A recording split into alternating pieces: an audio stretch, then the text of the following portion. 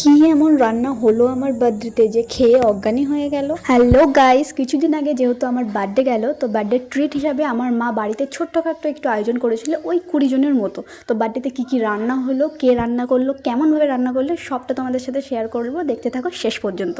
মেনুতে ছিল fried rice আর chicken. তো ফার্স্টে চিকেন রান্না করে নিয়েছিল। চিকেন রান্না করার জন্য এখানে নিয়েছিল আলুগুলোকে ভালো করে লাল লাল করে ভেজে, তো তারপরে তেলের মধ্যে দিয়েছিল শুকনো লঙ্কা, জিরে, তেজপাতা, তারপর ওর মধ্যে দিয়ে দিয়েছিল পেঁয়াজগুলোকে লাল লাল করে ভেজে নিয়ে রেগুলারই কিছু মশলা দেওয়া হয়েছিল, রেগুলার যেমন দেওয়া হয়, যেমন আদা, রসুন, পেঁয়াজ,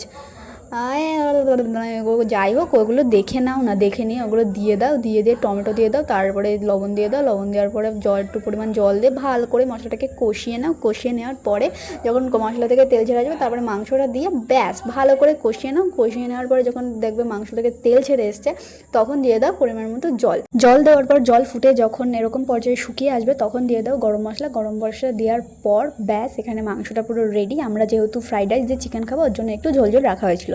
তো এবার রান্না করা হবে ফ্রাইড রাইসের চাল এখানে ভিজিয়ে রাখা হয়েছিল প্রায় আগের থেকে 2 ঘন্টা মতো। তারপর সেই চালটা এখানে দিয়ে, তারপর পরিমাণ মতো আর একটু জল দিয়ে, গোটা গরম মশলা দিয়ে, তারপর লবণ দিয়ে ভালো করে এটাকে ফুটিয়ে নিয়ে ব্যাস 90% কুক হয়ে গেলে ভালো করে এখানে ছেঁকে নিতে হবে। তারপর কড়াইতে একটু ঘি পালিশ করে নিয়ে তারপর দিয়ে দিতে হবে সেই রাইসগুলো। তারপর রাইসের মধ্যে দিয়ে দিতে হবে ঘি, তারপর দিয়ে দিতে হবে সেই সবজি টবজি দিয়ে ভালো করে এটাকে মিক্স করে নিতে হবে। তারপর মা একটা সিক্রেট মশলা দিয়েছিল, আমি জানি না এটা কি মশলা। তারপর পরিমাণ মতো চিনি দিয়ে ভালো করে মিক্স করে নিলেই একদম রেডি। তোমাদের তো বলতেই ভুলে গেছি, সবটা রান্না করেছিল আমার মামি। তো তোমরা মামিকে পিছন থেকে দেখে নাও, অনেক রিকোয়েস্ট করেছি, উনি সামনে আসতে চাননি। তো তারপর আমরা খেতে বসে পড়ি। ফার্স্টে ছোটরা খেতে বসেছিল, তারপর বসে বলেছিল মুটি, মুটি হচ্ছে আমার দিদি, তারপরে এই ফোনেরা সবাই, যাই হোক আমরা খেতে বসি।